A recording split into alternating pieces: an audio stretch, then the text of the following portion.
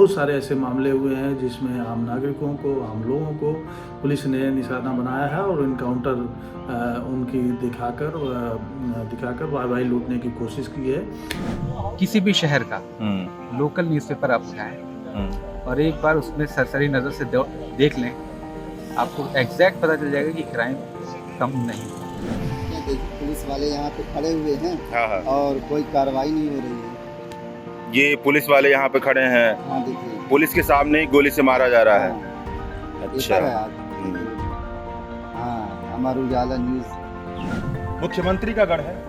यहाँ पर एक छोटा सा निवेदन अभी आधे घंटे पहले एक डाला गया व्हाट्सएप ग्रुप पे कि कुछ छात्र आ जाएं, उत्तर प्रदेश के आपराधिक हालत पर बात कर लें, लेकिन कोई भी बाहर निकल कर नहीं आया। और जहां तक मुझे पता है कि गैंगस्टर जैसे कार्रवाई गोरखपुर से शुरुआत हुई और ये प्रदेश तक पहुंची। माफिया जो गलत उसको सरासर मारिए, खुलेआम मारिए, जिंदा गाड़ दीजिए, हम तो ये कहते हैं, लेकिन इंसाफ से काम करें। इंसाफ से काम करें, बस यही कहना। कहीं स्वतंत्रता बुरी तरह से सीमित की गई है और सरकार और प्रशासन दोनों इस पर नकेल कसा हुआ है, तो पत्रकारिता करना एक बहुत ही मुश्किल और चैलेंजिंग पेशा हो गया है। नमस्कार, मैं अजय कुमार। आंखों के सामने यह शहर चलता हुआ दिख रहा है, मगर एक वक्त के लिए आप खुद को एक सर्वे करने वाला माने और मुझसे इस शहर के बारे में पूछें तो पिछले एक दिन के अपने अनुभव से कहूँगा कि यह शहर निष्प्राण हो चला है। इस शहर का नाम गोरखपुर है। कई लोगों से उत्तर प्रदेश में अपराध के मुद्दे पर बात करने की कोशिश की, कोई भी खुलकर बात करने के लिए तैयार नहीं हुआ। जैसे ये सवाल पूछता था, यह बताइए कि उत्तर प्रदेश में अपराध का हाल क्या है, वैसे ही लोग मुस्कुरा देते। कुछ लोग तो कहते हैं कि बाबा का राज है, जो अपराध करेगा वो ठोक दिया जाएगा। बाबा का राज है, सब बम बम है। कुछ लोगों ने कहा कि जीने दीजिए महाराज, हम बाबा और बाबा के चाहने वालों से रिश्ता नहीं खराब करना चाहते हैं। यह सारी बातें होती, मगर ज़्यादातर लोग कैमरे पर आने से मना कर देते। सोच कर देखिए, अगर एक चमकता दमकता हुआ शहर भीतर ही भीतर डर की जिंदगी में जीने लगे तो उसे क्या कहा जाए।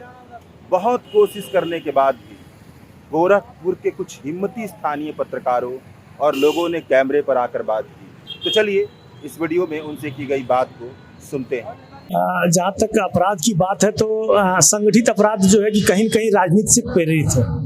जब संगठित अपराध की बात करते हैं तो हार्डकोर अपराध नहीं रह जाता है, वो एक बड़े पॉलिटिकल लीडर के समर्थक के रूप में रह जाता है कि एक बड़ा बिग बॉस है, वो ऊपर है, वो निर्देशित करता है, उसके लोग आते हैं और अपनी मनमानी करते हैं, उनसे अपनी बातें रखवाने के लिए कानूनी दावपेचों का सहारा लेके उनसे जबरदस्ती एक्सटॉर्शन मनी या फिर जमीनों का किसी काम में शामिल रहते हैं। पहले क्या था, पहले ये नहीं था। पहले जहाँ तक क्राइम होता था, जैसे पूर्व में थे, तो सीधे सीधे हार्डकोर अपराधी अपने गैंग के साथ संचालित करते थे, वो सीधे इन्वॉल्व होते थे, हत्या करना या एक्सटॉर्शन मनी वसूलना वो उनमें शामिल होते थे। लेकिन अभी अपराध पूरी तरीके से कहीं न कहीं राजनीति पोषित अपराध हो गया, राजनीति पोषित हो गया है। उदाहरण के साथ बताएंगे कुछ?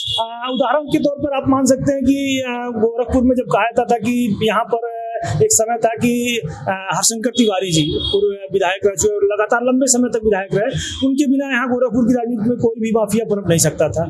और उनके अगेंस्ट में वीरेंद्र शाही जी थे, वो और वो उन दोनों का गैंग वार चलता था। जब वो कहा जाता था गोरखपुर यूपी का शिकागो है, और वो दौर था जब दोनों पक्ष से लोग आमने सामने अगर मिल जाते थे तो लगातार सरे बाजार गोलियां चल जाती थी, कई लोग मारे गए, कितनी हत्याएं हो गई, और इस तरह के दौर होता था। लेकिन अब धीरे धीरे राजनीति से उन्होंने संन्यास लिया, क्योंकि समय परिवर्तन हुआ और इसके साथ साथ टेक्नोलॉजी परिवर्तन हुई। पहले अपराधी बच जाते थे, अभी अपराधियों के साथ दिक्कत ये है कि अब सरकार जो है कि इंटेलिजेंस और जरिए कैमरे और पुलिस भी हाईटेक हो गई है, तो इस जरिए जो है कि सीधे सीधे अपराध में हस्तक्षेप करना अपराधियों ने कम कर दिया। वो या तो अपने आकाओं के पास रहने लगे या आकाओं के निर्देश पर जो है कि टाइम बाउंड और एकदम निर्देशित तरीके से काम करने लगे। यानी कि अपराध है लेकिन उसकी प्रकृति कैरेक्टर जी जी जी जी क्योंकि इसके पहले जो है कि हमारा ये जो क्षेत्र है गोरखपुर, ये एक बॉर्डर का पास क्षेत्र लगता है, ये नेपाल बॉर्डर है, नेपाल बॉर्डर से सटा हुआ क्षेत्र है। और एक समय जब मुंबई माफिया हुआ करता था तो मुंबई माफिया के लिए गेटवे था मुंबई, आप गोरखपुर आइए और सीधे नेपाल चले जाइए।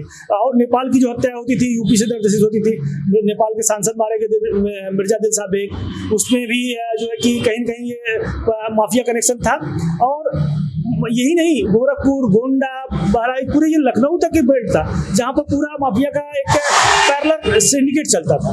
वो पूरे इस रूट को संचालित करते थे, लेकिन धीरे धीरे उन प्रकृतियों को लगाम लगी। अब जो है अपराध जो है कहीं न कहीं राजनीति घोषित हो गई है। एक अजीब सी छवि देखी जा रही है। टीवी के जरिए यह बताया जा रहा है कि इनकाउंटर कर दिया जाएगा उत्तर प्रदेश में जो भी अपराधी होगा। अखबारों में माफियाओं की लिस्ट निकल रही है। एक इस तरह का माहौल बनाने की कोशिश दिख रही है कि अपराध का खैर नहीं यूपी में। क्या वाकई ये हकीकत है? इसमें सच्चाई है? देखिए सर, जैसा कि मुझे लगता है आजकल चीज़ें होती क्या हैं कि अक्सर सुबह सुबह हमारे पास व्हाट्सएप में परोस दी जाती हैं चीज़ें, और ट्विटर, जो भी बहुत सारे ऑनलाइन वो सब प्लेटफॉर्म्स हैं, उसमें थोड़ा परसेंटेज सच होता है और ज़्यादातर परसेंटेज उसमें झूठ या इस सब तरह से चीज़ें रहती हैं। जब उसको अगर आज किसी के पास टाइम नहीं कि वो डीपली जाके देखे कि एक्चुअल में है क्या।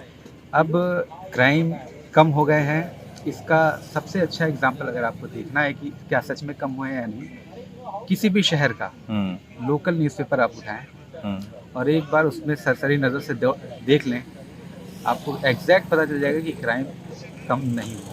पुलिस ने दावा किया है कि 10,000 इनकाउंटर उसने पिछले 2017 से अब तक किए हैं, जिसमें 183 लोग मारे गए हैं। ऐसे इनकाउंटर पर बहुत सारे सवाल उठे हैं और इनको भेदभाव वाला भी माना गया है, और ये माना गया है कि पुलिस अपनी वाहवाही के लिए इस तरह के इनकाउंटर कर रही है। जैसे आप देखेंगे कि लखनऊ में जो एप्पल के जो मैनेजर थे, उनकी पुलिस ने हत्या कर दी थी गोली मारकर, और शुरू में इसको कुछ और रूप में देने की कोशिश की गई। इसी तरह से नोएडा में एक जिम ट्रेनर जितेंद्र यादव हैं, उनको गोली मार दिया था पुलिस ने, और वो गंभीर रूप से घायल हो गए थे।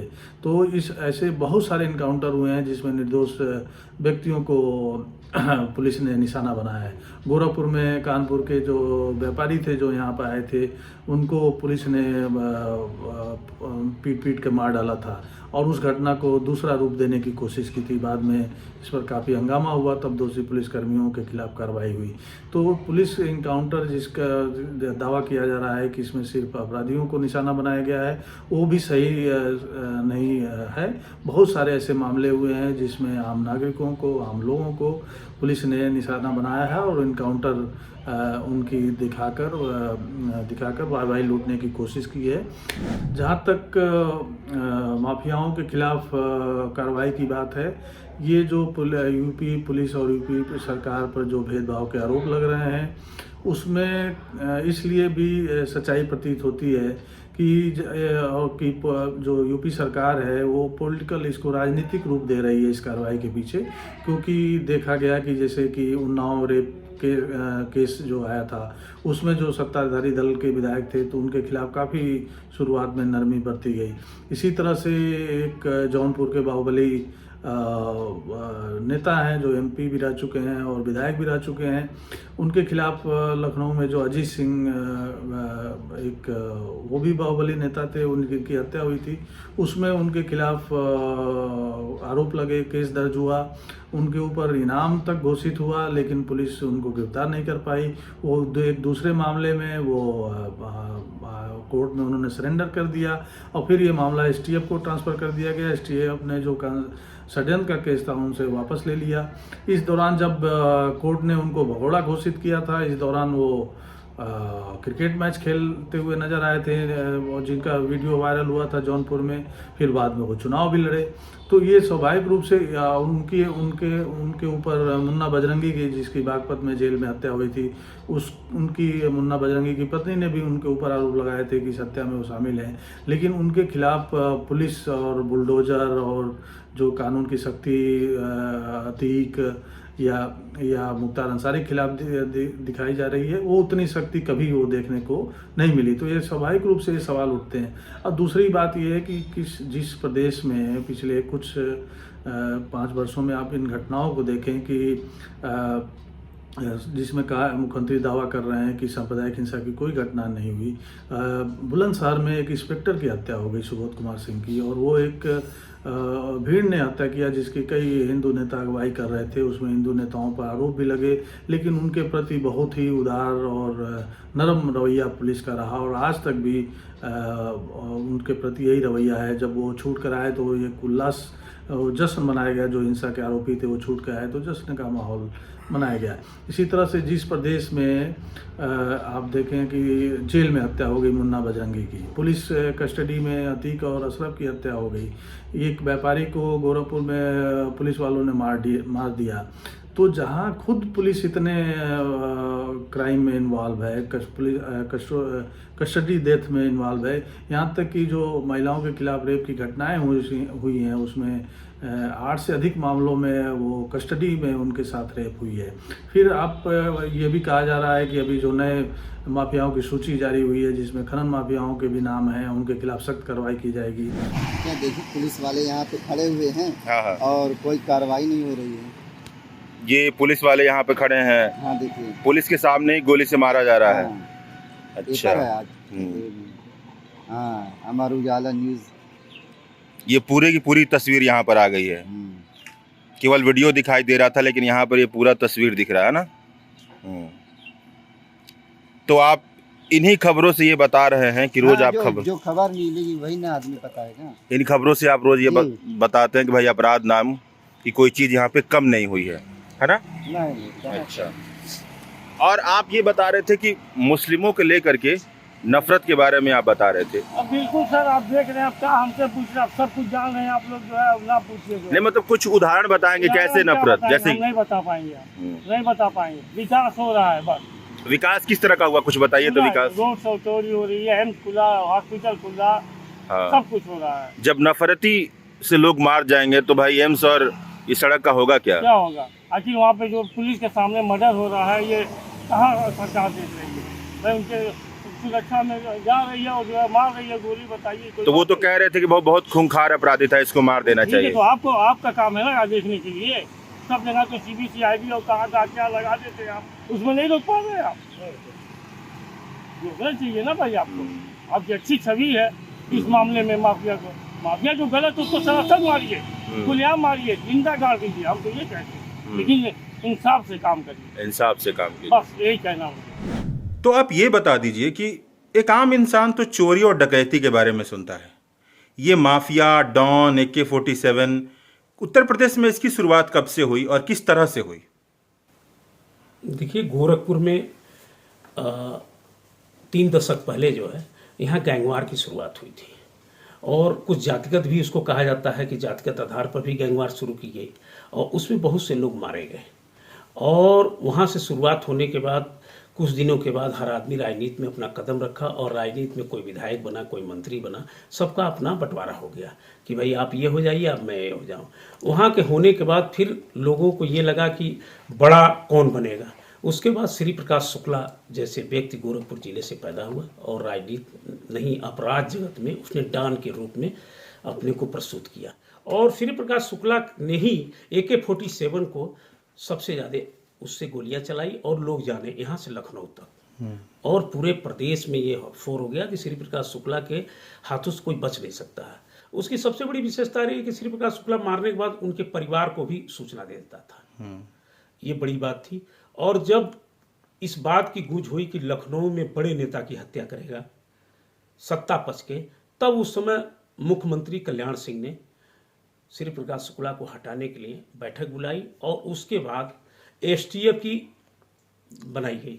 और STF के जो है पहले जो है अरुण कुमार झा जो है STF के SSP बने, और फिर STF काम की, और श्री प्रकाश शुक्ला से दुर्दांत अपराधी को मुठभेड़ में मार गिराया।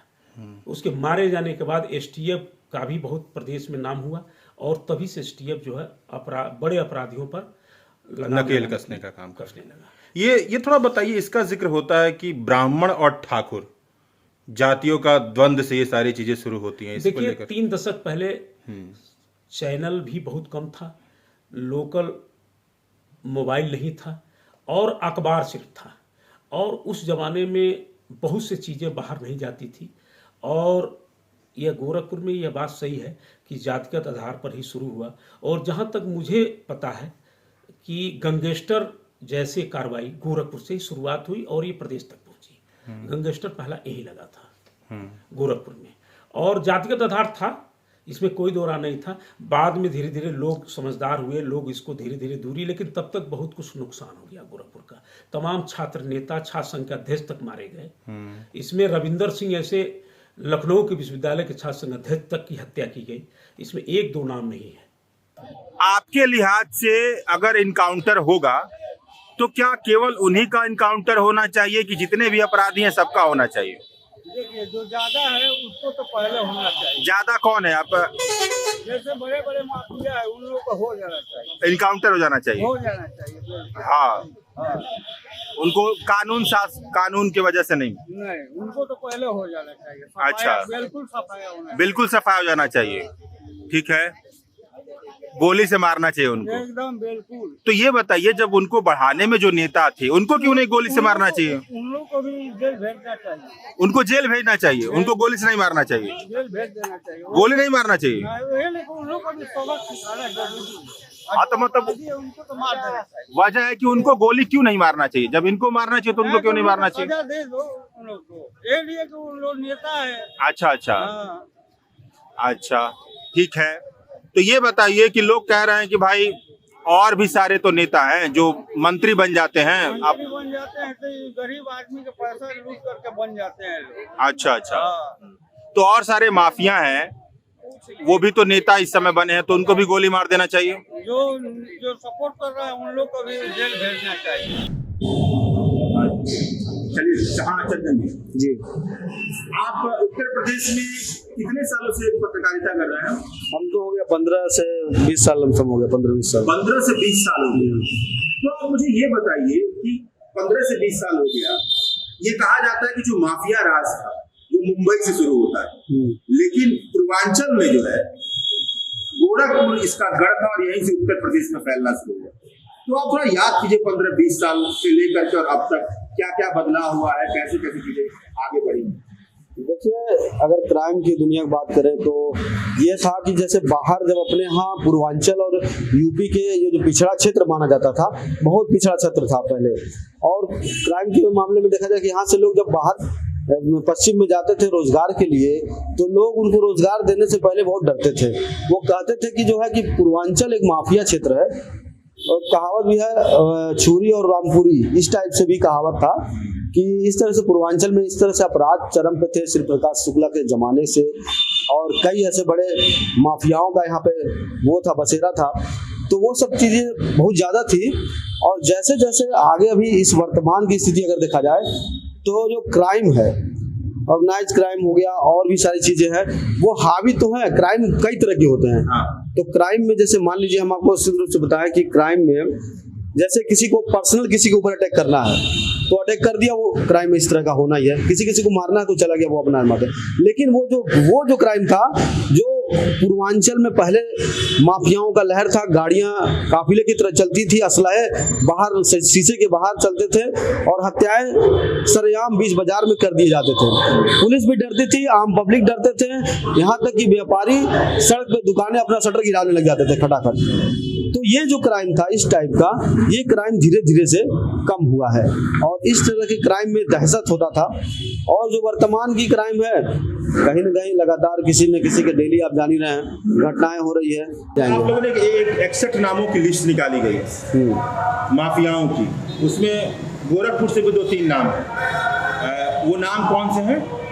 विनोद उपाध्याय होंगे, सुधीर सिंह होंगे, राकेश थोड़ा उनके बारे में बताइए, वो लोग क्या काम करते हैं, उनका जुड़ाव क्या है? अभी देखिए, जो गोरखपुर के हार्डकोर माफियाओं की जो लिस्ट है, जहाँ तक मुझे पता है, विनोद उपाध्याय बड़े अपराधी के तौर पर चिन्हित हैं। उसके अलावा सुधीर सिंह हैं, राकेश यादव हैं। विनोद उपाध्याय तो फिलहाल अभी कई मामलों में शायद जेल में भी हैं, और जब अभी इसके अलावा सुधीर सिंह पिछली बार अभी विधानसभा का चुनाव लड़े हैं बसपा के टिकट पर सजनवा से। राकेश यादव फरार हैं। उनके ऊपर पूरे ओम प्रकाश पासवान जी की हत्या समेत कई आरोप थे और कई मामलों में योगी जी ने सरकार ने कार्रवाई भी की है। फरार घोषित माफिया है ये लोग और हार्डकोर तरीके से ये लोगों ने सिस्टम में काम किया है। कुछ और भी नाम इसमें शामिल होने चाहिए थे कि नाम ठीक है, आप लोग चीजों को देखते हैं अच्छे से। ये कुछ और भी नाम है जो छोड़ दिए गए, नाम शामिल जैसे करने ईडी और सीबीआई की कार्यवाही देखें, केवल विपक्ष पर हो रही है आजकल। तो अगर आप इस पूरे परिदृश्य को, गोरखपुर को समझते होंगे, तो क्या ऐसा है कि कुछ लोगों को छोड़ा गया है? अवश्य गोरखपुर या पूरे हम यूपी को नहीं, एकदम अवश्य छोड़ा गया, क्योंकि ये काम क्या है, पुलिस का काम है। पुलिस अगर अपनी ईमानदारी से अगर उस चीज़ को करे तो जरूर कुछ नाम बढ़ेंगे ही बढ़ेंगे, नो डाउट, कोई इसमें शंका नहीं कि पुलिस अगर ईमानदारी से काम करेगी तो। कोई एक नाम आपको याद आता हो जो उसमें शामिल होना चाहिए था लेकिन हुआ नहीं? अभी किसी एक नाम पर चर्चा करना, जहाँ तक मुझे लगता है कि राजा भैया उसमें है शामिल। राजा भैया चूंकि गोरखपुर के अपराधी नहीं है, यूपी के अपराधी। हाँ, तो वो राजा भैया अवश्य शामिल होने चाहिए। कई मामले हैं, कहा जाता है कि मगरमच्छ में उन्होंने अपने विरोधियों को मरवा के फेंक दिया। कई मामले हैं जिसकी तहकीकात अभी तक नहीं हो पाई, तो शामिल होना चाहिए। आपकी क्या राय है इस पे? देखिए, जैसे आपने अभी कहा ईडी और सीबीआई वाले मामले और अपराध के, तो जैसे आपने कहा कि विपक्ष पे ज़्यादा कार्रवाई होती है, ईडी और सीबीआई और इन लोगों की, तो कहीं ना कहीं देखिए आपके बगल में ही यूपी से बगल में बिहार है। बिहार में जैसा आप करेंगे वैसा आप भोगेंगे। बिहार में नीतीश जी और तेजस्वी सेम बीजेपी के ही तरीका अपना लिए हैं वो लोग भी, और वो लोग भी अपने सत्ता का उपयोग करके जो भी विपक्ष के लोग हैं उनके ऊपर कार्रवाई वो लोग भी कर रहे हैं। तो जैसा आज आप करेंगे ऐसा आने वाले समय में आपको भी भुगतना पड़ेगा। कहीं ना कहीं मुख्यमंत्री हो चाहे प्रधानमंत्री हो चाहे कोई भी हो, अगली जो सत्ता आएगी, ऐसा तो है नहीं कि परमानेंट कोई भी व्यक्ति रहेगा, कोई भी सरकार रहती है। बताइए एक और चीज, मतलब चूंकि आप लोग पत्रकार हैं इसलिए सवाल मेरे मन में कुछ ज्यादा है और क्षमा भी चाहता हूँ, मैं आप लोग का समय से ज्यादा समय ले रहा हूँ। ये बताइए कि देखिए, जो अपराध होता है वो केवल नेता के गठजोड़ से नहीं, उसमें पुलिस का भी बल जो है वो बहुत ज़्यादा उसको समर्थन देता है। तो कुछ आप लोग ऐसे नाम बता सकते हैं जो ऊंचे रैंक पर आए हों अधिकारी पिछले 5-6 साल में, और जिन्होंने कई सारे मामलों पे चुप्पी साध ली हो या साथ में चले हों, वो भ्रष्टाचारी हो, कुछ ऐसे नाम आप लोग को पता है? नाम तो देखिए ऐसे बहुत से हैं, लेकिन किसका किसका नाम लेंगे। फिलहाल अभी गोरखपुर में यहाँ पे घटना हुआ था, अभी देखे कानपुर वाला जो मर्डर हुआ था, यहाँ पे होटल में ही हुआ था। ऐसो पूरे थाने के लोग, मामला जब जांच हुआ तो पूरे थाने के लोग आरोपी पाए गए। SHO तक वहाँ पे जेल जाना पड़ा। जो मामला था ये, अरे वो कानपुर वाली कौन मामला थी उसमें जो होटल में था? हाँ, कोई गुप्ता व्यापारी की थी। वो लोग कानपुर का व्यापारी गोरखपुर में आया था और पुलिस वालों ने उसको जब मार के उसको जब घायल हो गए, उसको ले गए हॉस्पिटल, तो वो मृतक घोषित हो गया। तो उसमें कहीं ना कहीं पुलिस को भी इसमें बहुत सोचने की जरूरत होती है, अपराध में भी। अच्छा, ठीक है। अब अंतिम सवाल आता है, आप लोग दोनों लोग पत्रकार हैं। गोरखपुर में पत्रकारिता करना, अगर आप मेरा अनुभव पूछेंगे, मैं गोरखपुर का नहीं, जी पिछले एक दिन से घूम रहा हूँ।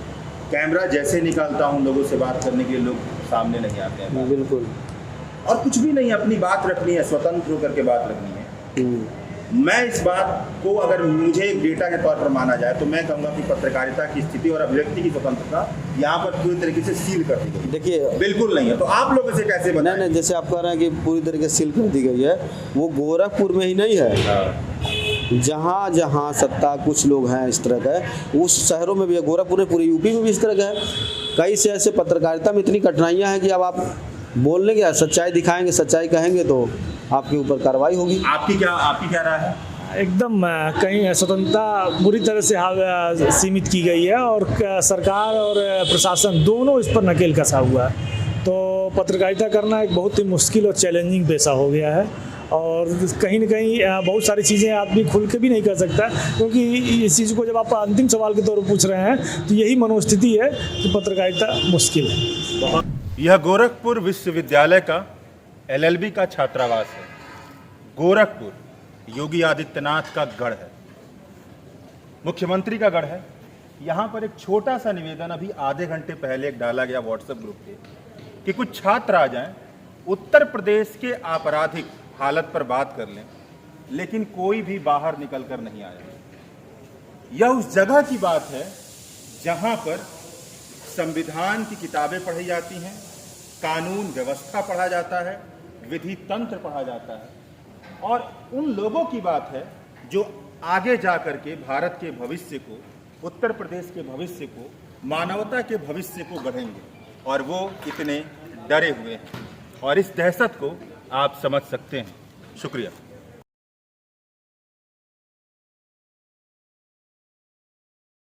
द वायर के और वीडियोस देखने के लिए सब्सक्राइब करें और बेल आइकन पर क्लिक करें। स्वतंत्र पत्रकारिता की आर्थिक मदद करने के लिए डिस्क्रिप्शन में दिए गए लिंक पर जाएं और अपनी राशि चुनें।